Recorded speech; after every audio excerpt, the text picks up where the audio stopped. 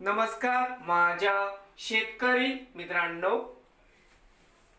माझी शेती या यूट्यूब चॅनेल मध्ये आपले सर्वांचे पुन्हा एकदा स्वागत आहे।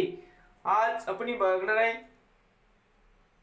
कांद्याचे बाजारभाव। महाराष्ट्र राज्यातील कृषी उत्पन्न बाजार समिती मुंबई येथील आजचे कांदा बाजारभाव म्हणजे दिनांक 22 ऑगस्ट 2026। सर्व शेतकऱ्यांनी हा व्हिडिओ संपूर्णपणे बघा, कुठे स्किप करता।